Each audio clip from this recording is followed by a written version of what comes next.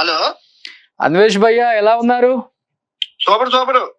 ఏంటి విశేషాలు? ఎక్కడ చూసినా మీరే కనిపిస్తారు. నెంబర్ ఎవరు ఇచ్చారు మీకు? నెంబరు ప్రపంచ యాత్రికుడు అంటే నెంబర్ కనుక్కోవడం ఈజీయే కదా భయ్యా. నేను దేశానికో నెంబర్ మారుస్తాను.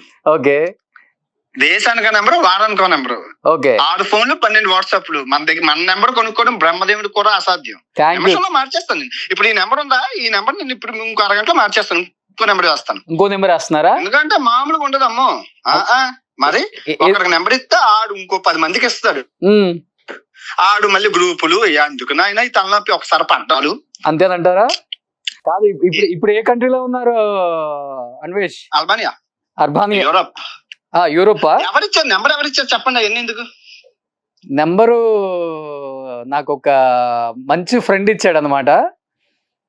నాకు తెలుసు, ఇది జస్ట్ 2 నాకు తెలుసులేండి. ఎందుకులేండి సార్. కాదు, మీరు 2023లో మెసేజ్ పెట్టారు అమెరికా వెళ్తున్నానండి, అదేంటి ఉన్నారా ఇంటర్వ్యూ చేద్దామని. తర్వాత మళ్ళీ ఇన్నాళ్ళకి కనపడ్డాం. అంటే ఎలాగుంది మంది? రచ్చ బానే ఉంది. నేను కూడా స్టూడియోలోనే ఉన్నాను అన్వేష్ భయ్య. లైవ్ కాదు భయ్య, నేను కూడా స్టూడియోలోనే ఉన్నాను. ఎందుకంటే ఒక 6 months బ్యాక్ కూడా ఈ బెట్టింగ్ యాప్స్ మీద నేను చాలా ఫైట్ చేశాను. ఎందుకంటే చాలా మంది జీవితాలు నాశనం అయిపోతున్నాయి. ముఖ్యంగా యూత్ పాడైపోతున్నారు. దానివల్ల మనం చర్యలు తీసుకోవాలని చెప్పేసి కూడా నేను స్ట్రాంగ్ గా వాయిస్ వినిపించాను ఆ టైంలో. కానీ ఈ రోజు చెప్తున్నాను, ఒకే ఒక్కడు గవర్నమెంట్ ని కదిలిచ్చాడు, అది అన్వేష్.